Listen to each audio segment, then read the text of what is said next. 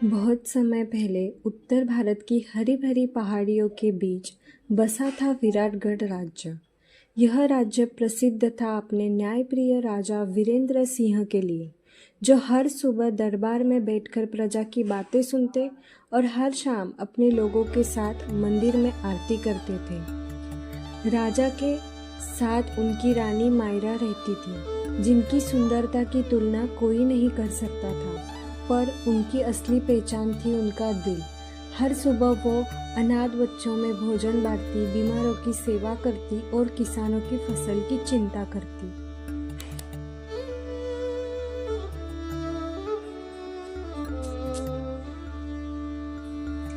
एक शाम रानी मायरा महल के बगीचे में बैठी थी। राजा उनके पास आए और मुस्कुराते हुए बोले, तुम्हारे बिना ये राज्य अधूरा है। जब तक तुम्हारी हंसी इस महल में गूंजती है, तब तक मैं राजा हूं।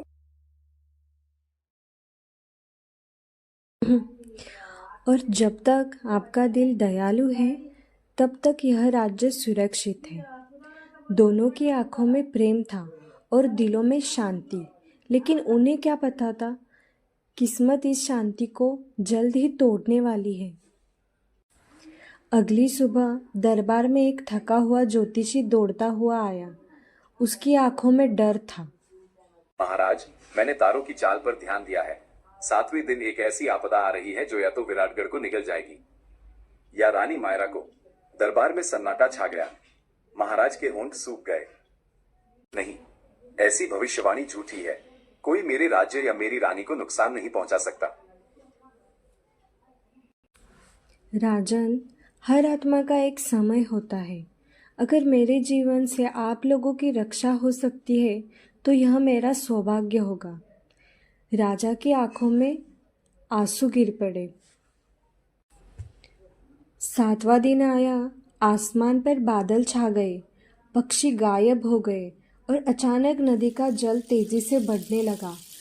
प्रजा चिल्लाते हुए, महाराज, नदी महल की ओर बढ़ रही है। राजा ने सेना को आदेश दिया कि बांध को मजबूत करो, लेकिन बिजली ने बांध तोड़ दिया। महल की दीवारें कांपने लगी। मुझे मंदिर ले चलो।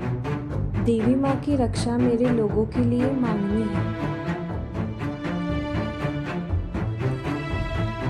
रानी मंदिर पहुंची।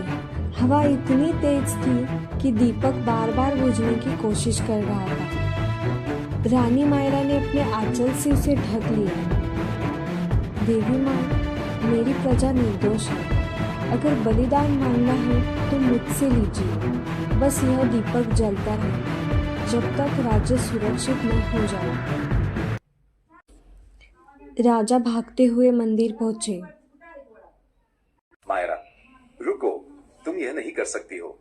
A brief note।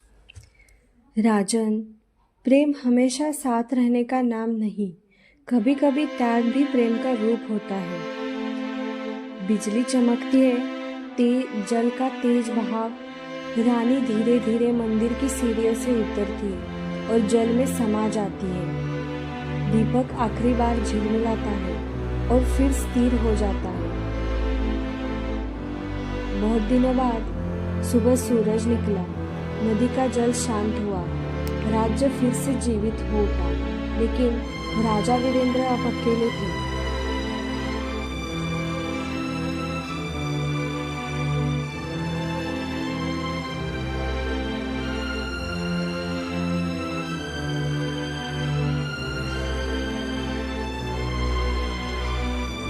और कहते हैं उस रात जब रानी मायरा की मृत्यु हुई, मायरा ज्योति की लो आसमान की ओर उठी, जैसे कि आत्मा ने दूसरी आत्मा का स्वागत किया हो।